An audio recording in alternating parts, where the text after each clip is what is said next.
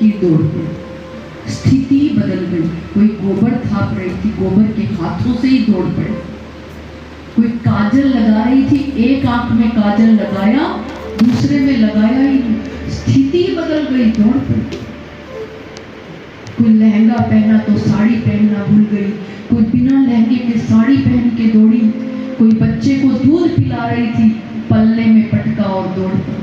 कोई पति को भोजन करा रही, नमक मांगा तो शक्कर कटोरी भर के डाला और दौड़ पड़ी। कहाँ जा रही, हमें नहीं पता कहाँ से। वंशी की जो वादन का आकर्षण है, उसके पीछे पीछे दौड़ रही है। चारों तरफ से हजारों हजारों गोपियां आ रही।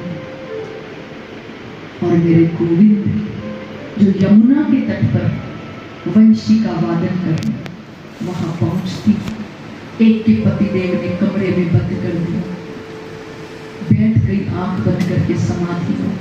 बोले शरीर को शहद लगाओ के घी लगाओ, चाटो, और देह को छोड़ के सूक्ष्म शरीर से सारी गोपियों से पहले ही पहुंच गए।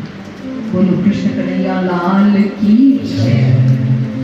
जैसे गोपियां पहुंची, वेणु का निनाद सुन देह की सुध बिसर गई, खो प्रेम में बावरी हो गई।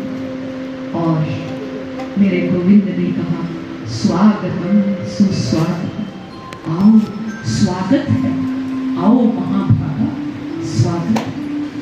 स्वागत किया, बहुत प्रसन्न हो गई। आज तो हमारा जीवन बन गया।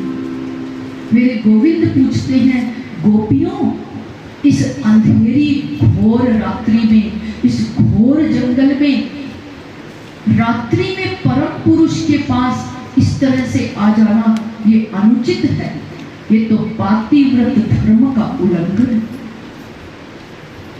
और जो किसी की धर्म पत्नी है, उसे जीवन में पातिव्रत धर्म का पालन करना चाहिए। तुम्हें मालूम है पातिव्रत धर्म की कितनी शक्ति होती है? एक कथा सुनाता हूं।